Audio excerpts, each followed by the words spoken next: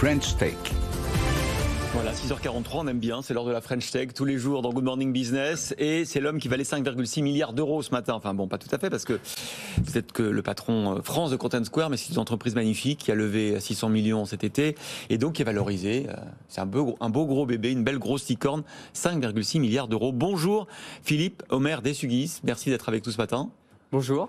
Alors, expliquez-nous pourquoi est-ce que Content Square, je rappelle, qui est capable de savoir comment on se comporte devant son ordinateur quand on est sur un site web, quel comportement on a, combien de temps on reste sur la souris, combien de temps on appuie sur la touche A, combien de temps on regarde l'objet convoité. D'abord, comment vous faites tout ça? Comment vous arrivez à espionner notre comportement de consommateur? Alors d'abord, on n'espionne pas. On n'espionne pas parce qu'on ne sait pas qui vous êtes derrière. Donc on va enregistrer toutes les 15 millisecondes tout ce qui se passe sur un site internet. Tous les 15 millisecondes? Tout à fait. Ah oui. Tout ce qui se passe sur un site internet, une application mobile. Donc où est-ce que vous glissez le doigt avec sur votre application mobile? Où est-ce que vous essayez de cliquer? Où est-ce que vous cliquez? Combien de temps vous passez sur tel ou tel visuel? Et l'objectif, c'est d'identifier toutes les frictions et de pouvoir les résoudre pour pouvoir améliorer votre expérience en ligne, la fluidifier et la rendre plus sympathique. Donc vous captez un peu, vous racontez tout au web commerçant, vous lui dites comment on s'est comporté. On capte 3200 milliards d'interactions quotidiennes sur la plateforme Content Square. Ah ouais. Donc bon. C'est absolument gigantesque. Et ces interactions, elles nous permettent derrière de produire, avec une intelligence artificielle, de produire des rapports qui vont permettre d'identifier ces fameuses frictions et de les prioriser pour les résoudre. Et ça s'adresse à absolument toutes les industries. Évidemment le luxe, parce que le luxe c'est avant tout l'expérience. Donc le luxe est absolument incroyable pour produire une expérience dans les magasins, mais il faut être capable de la répliquer sur les sites internet. Mais évidemment toute la partie grande distribution, toute la partie retail, et puis les services financiers, l'automobile, le B2B. Donc c'est vraiment, et le service public, c'est vraiment tous les secteurs d'activité qui sont concernés par ces sujets-là. Vous avez levé 600 millions d'euros le 21 juillet dernier. C'est pas votre premier tour de table, c'est auprès d'investisseurs existants. Il y a BPI France, il y a Euraseo, il y a encore de l'argent, je le disais tout à l'heure, dans la French Tech, encore beaucoup d'argent, et tant mieux. Mais quand vous réalisez cette levée, ces 600 millions, est-ce que vous savez exactement, précisément où va aller chaque euro? Ou même vous êtes face à la somme et vous vous dites, bon bah finalement, on verra ce qu'on en fait? Alors, il y a des grands axes qui sont définis et je vais les partager. Mais après, pour répondre à la question à l'euro près, évidemment, non. Donc les grands axes, ils sont assez simples. C'est un sujet d'innovation. Donc ça, c'est le premier axe d'investissement, c'est l'innovation produit. Parce qu'il y a des concurrents qui sont capables de vous doubler là, sur cette expertise particulière. Alors je crois qu'en matière de technologie, il faut jamais lâcher la garde. Faut jamais baisser la garde. Il se trouve que sur cette technologie-là, on a assez peu de concurrents. Donc on est vraiment, évidemment, ça commence à venir parce que quand on a une telle croissance, ça attire beaucoup de regards. Donc vous avez quand même près de 50% de votre chiffre d'affaires aux États-Unis, c'est quand même bon signe. Hein. Tout à fait. Bon. Donc le premier sujet, c'est un sujet d'innovation. C'est comment apporter plus de services aux clients pour leur permettre d'améliorer la satisfaction de leurs clients, rendre les expériences en ligne encore une fois plus fluides et plus productives. Et là, dans ce sujet-là, on écoute beaucoup nos clients et on essaie de faire des développements qui sont conformes à leurs attentes. Le deuxième sujet, c'est un sujet sans grande surprise de M&A, c'est-à-dire d'acquisition, être capable de faire les bonnes acquisitions, les acquisitions qui vont permettre, encore une fois, de créer plus de valeur pour nos clients et d'avoir une suite un peu plus complète. Mais l'innovation, c'est pas que de l'argent. C'est-à-dire que là, à vous entendre, on se dit, c'est celui qui fait la plus belle levée qui aura le meilleur niveau d'innovation. C'est pas que ça. L'innovation, c'est pas de l'argent, ce sont des hommes et des femmes. Et donc, il faut savoir recruter les bons talents. Il faut savoir les développer, il faut savoir les faire évoluer. Combien vous êtes aujourd'hui dans le monde? Alors aujourd'hui, on est 1500 dans le monde. Ouais. On est 1500 dans le monde.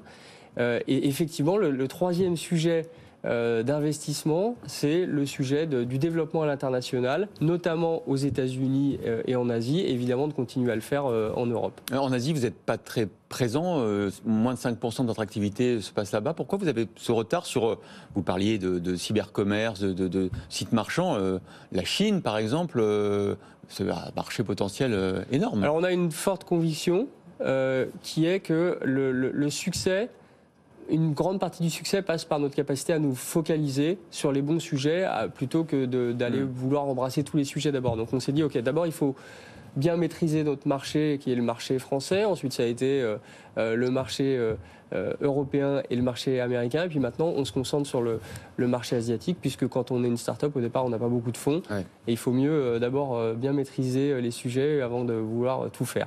Donc c'est pour ça qu'on commence que maintenant l'Asie, donc avec une part respectable du chiffre d'affaires. Vous parliez de vos principaux clients, vous disiez que le luxe, vous avez beaucoup porté. On comprend pourquoi l'expérience client est hyper importante. La question que je me pose, c'est quand on est LVMH, L'Oréal, Kering, Hermès, si on prend tous la même technologie, si on prend tous Content Square, on va avoir tous les mêmes recettes. Et donc finalement, comment faire en sorte, moi je sais pas, je suis un des groupes de luxe, je voudrais quand même avoir un petit privilège, une petite exclusivité. Il faut la développer soi-même peut-être. Ouais, j'adore cette question parce que ça fait très longtemps qu'on me la pose. Si vous aimez le tennis, je peux vous offrir la raquette de Rafael Nadal. Je ne pense pas que vous allez jouer comme Rafael Nadal. Donc c'est exactement la même chose. Mais qu'est-ce que vous en savez? Et donc en fait, voilà, la technologie, elle va évidemment. Le grand plus de cette technologie, c'est qu'elle est actionnable extrêmement rapidement, puisque au bout de 15 jours de collecte de données, on est capable d'analyser et de prendre les bonnes actions. Mais encore faut-il avoir les bonnes compétences, c'est-à-dire avoir les bons analystes, les bons data scientists qui vont faire les bonnes analyses sur le site. Derrière, les bonnes recommandations aux personnes qui vont être chargées de faire les changements sur les sites et qui vont devoir les faire. Donc, attendez, nous, on ne fait pas parmi vos clients, vous savez ceux qui utilisent bien vos technologies et ceux qui l'utilisent moins bien. Il y a un bon et un mauvais client. Ouais, c'est ça. On est capable de le dire, puisque une grosse partie de notre... On est à la fois évidemment une société de technologie, mais on a beaucoup d'équipes dites les fameux Customer Success, dont vous entendez parfois souvent parler, qui sont chez nos clients et qui vont les aider à faire les bonnes analyses. Tout à fait. Vous allez dire que je suis totalement obsédée par les sous et les 600 millions d'euros, mais comment on gère des humains, ces fameux talents qui vont fabriquer votre innovation dans un contexte de hausse des prix, d'inflation? Quand on a levé 600 millions d'euros, ils disent l'argent est là, faites les augmentations de salaire, on fait des NAO tous les mois? Alors ça, c'est effectivement un très bon sujet. Alors ce sujet, il est absolument central, puisque si on n'est pas capable encore une fois de bien de recruter les meilleures personnes, de les faire évoluer et de les développer, on n'est pas au rendez-vous de la croissance et de la productivité. C'est un sujet sur lequel on est plutôt bien plébiscité, puisque le dernier classement Glassdoor nous a classé entreprise numéro 2 pour le management. Alors comment est-ce qu'on fait ? D'abord, on prend le pouls très régulièrement. On a des enquêtes qui sont tous les trimestres de satisfaction. Ça, c'est le premier point. Je vais aller straight to the point. Est-ce que vous allez augmenter vos salariés là, suite à la levée de fonds? Pour le moment, on n'a pas posé ce sujet sur la table. Donc, c'est déçu, on ne s'interdit rien. Leur Closier l'a posé. Je vous souhaite un bon retour dans l'entreprise. C'est sympa parce que c'est sa rentrée aujourd'hui. Hein. Mais je suis dans le camp des salariés. D'accord, j'ai bien compris. Bon, merci Philippe Omer d'EQJ d'avoir été notre invité. Vous êtes président, directeur France de Content Square.